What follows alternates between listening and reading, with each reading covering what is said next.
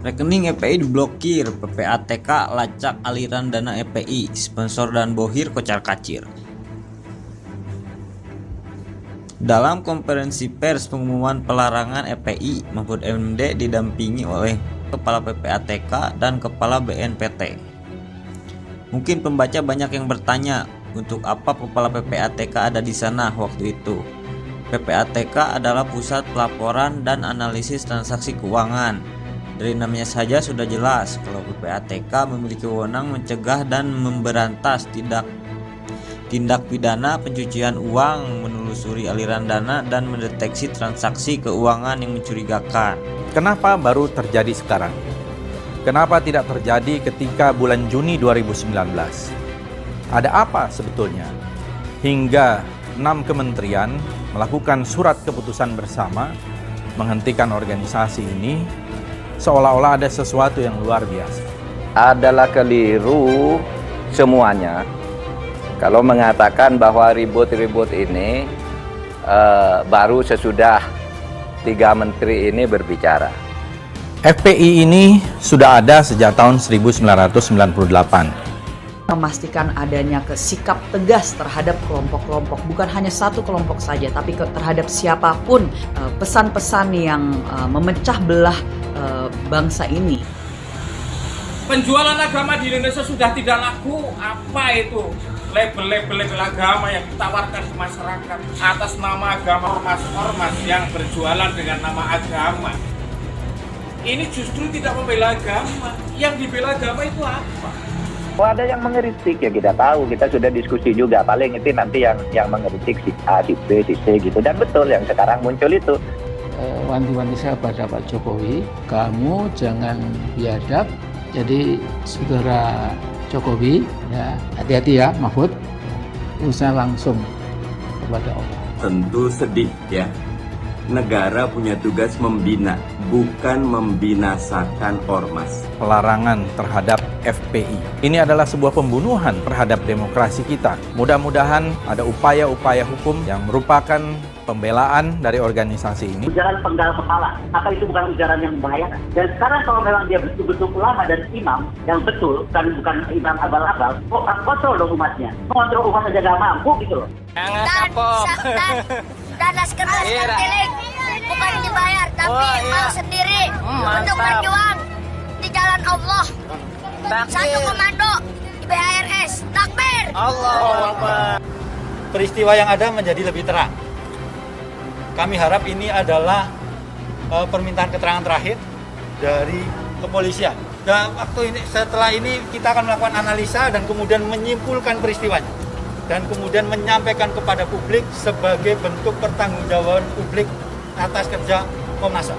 Semuanya, baik dari Polda Metro maupun dari Barreskrim, ditambah juga dengan forensik, satu grup, ada Dokor, Lapor, dan juga Digital Forensik, dalam rangka memenuhi undangan daripada Komnas HAM.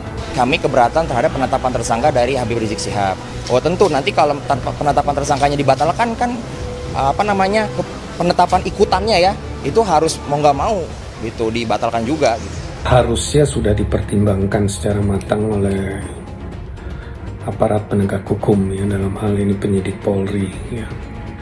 Jadi minimal 2 alat bukti saya rasa sudah dilihat secara teliti, secara cermat. Kita hanya berdoa mudah-mudahan hakimnya bisa objektif, bisa berlaku adil, bisa melihat data-data sesuai dengan fakta yang ada di lapangan dan bisa memutuskan sesuai dengan norma keadilan yang ada. Jangan terlalu kita perdebatkan hal-hal yang tidak prinsipal ya. Yang penting hadir sini membuktikan permohonan itu. Dari mana polisi bisa membuktikan 2 alat bukti, sedangkan polisi sendiri belum pernah menyidik si Habib Rizik sebagai saksi atau tersangka. Penetapan tersangka ini prematur sebelum polisi menyidik Habib Rizik sebagai saksi memenuhi panggilannya, tiba-tiba ditetapkan tersangka. Jadi kasus Habib Rizik ini kasus luar biasa dan kasus aneh, khusus Habib Rizik. penetapan tersangka 216 tanpa ayat itu penetapan tersangka yang tidak sah.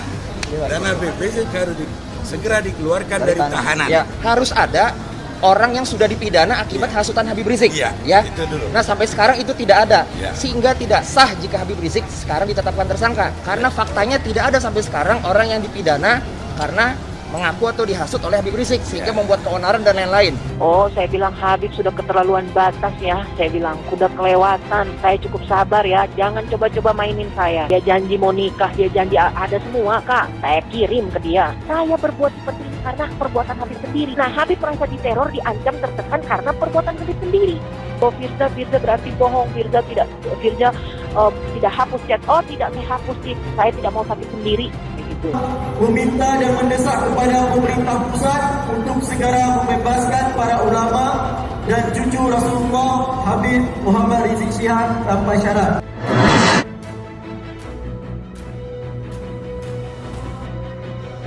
Rekening EPI diblokir, PPATK lacak aliran dana EPI, sponsor dan bohir kocar-kacir. Dalam konferensi pers pengumuman pelarangan EPI, Mahfud MD didampingi oleh Menkumham, Mendagri, Kepala KSP, Jaksa Agung, Menkominfo, Panglima TNI, Kapolri, Kepala BIN, Kepala PPATK, dan Kepala BNPT. Mungkin pembaca banyak yang bertanya, untuk apa Kepala PPATK ada di sana waktu itu? PPATK adalah Pusat Pelaporan dan Analisis Transaksi Keuangan. Dari namanya saja sudah jelas kalau PPATK memiliki wewenang mencegah dan memberantas tindak pidana pencucian uang, menelusuri aliran dana, dan mendeteksi transaksi keuangan yang mencurigakan. Nah, apa kaitannya dengan EPI? Mahfud MD menjelaskan alasannya. PPATK akan menelusuri aliran dana kepada EPI. Selain itu, Mahfud mengundang Kepala BNPT Boy Rapli Amar untuk mencari tahu ada tidaknya keterkaitan ormas EPI dengan aksi-aksi teror. Tidak lama kemudian, usai penetapan pelarangan EPI, rekening mereka juga telah diblokir oleh pihak berwajib. Tentu saja ini membuat banyak orang kelang kabut dan kebakaran jenggot. Kabarnya di dalam rekening tersebut masih ada sisa puluhan juta rupiah dan sudah hilang. Tanpa menuduh, pihak EPI bertanya-tanya siapa yang menggarong. Ini juga masih belum terbukti apakah duit tersisa atau duitnya segitu banyak atau beneran hilang atau ini semua hanya drama seperti yang sering dilakukan mereka. EPI tidak bisa dipercaya perkataannya, tidak konsisten. Lagian ngapain juga kalau misalnya pemerintah ngambil puluhan juta buat biayain infrastruktur. Sekarang organisasi ini kemudian dinyatakan sebagai organisasi yang terlarang dengan alasan salah satunya tidak mempunyai legal standing. Dan legal standing ini adalah tidak terdaftar di Kementerian Dalam Negeri, yaitu apa yang disebut sebagai SKT. Ini masalahnya pada ART, bukan pada surat pernyataan bermetre. Sebagai orang hukum saya tahulah bedanya ADART dan surat pernyataan pengurus bermetre. Bayangkan seorang wakil rakyat membela kelompok perusuh negara, sedangkan manusia itu masih digaji, makan gaji dari negara. Nggak ada otaknya kok Fadli Jong.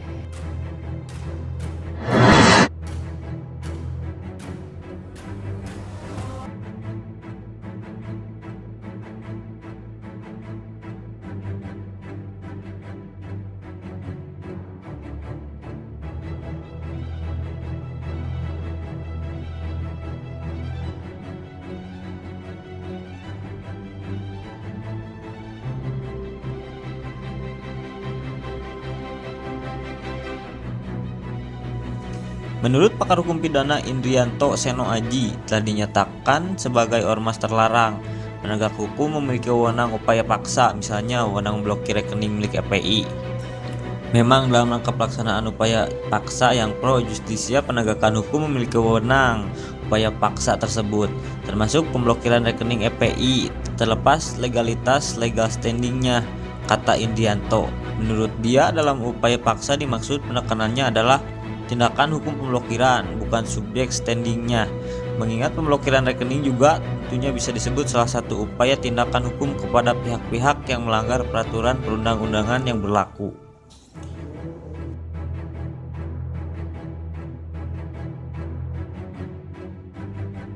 Juni 2019. Ketika itu ada hambatan-hambatan sehingga membuat organisasi FPI ini tidak bisa memperpanjang SKT-nya. Gitu kan? Itu terbaca di media massa. Gitu. Jadi FPI tidak pernah menyatakan setia pada Pancasila, tidak pernah menyatakan tidak. Itu tidak ada semua. Kata Sugito, itu di digitalnya masih ada Sugito, itu adalah penasehat hukumnya.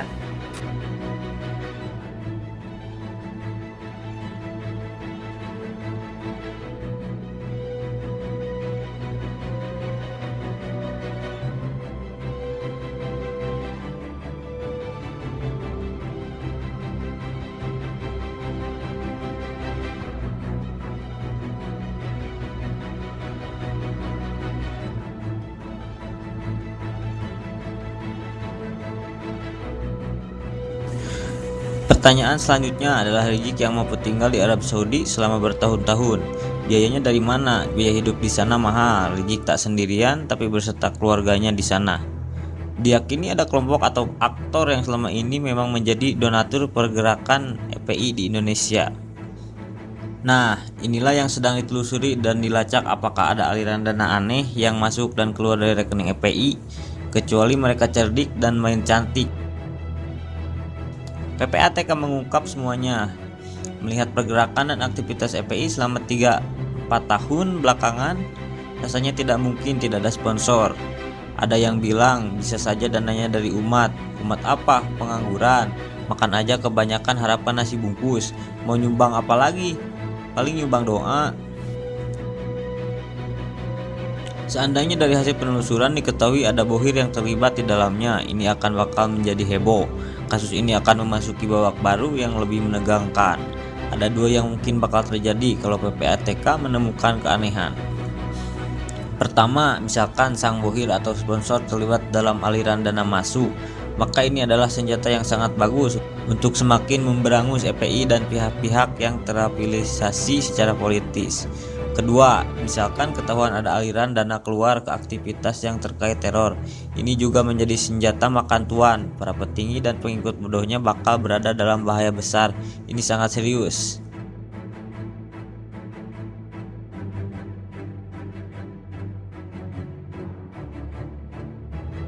Jadi teringat dengan berita baru-baru soal 2000 kotak amal yang digunakan untuk mendanai aktivitas teroris. Sungguh menarik kalau dua hal di atas benar-benar terjadi. Ini bakal menjadi momentum baru untuk menyikat semuanya sampai tak tersisa.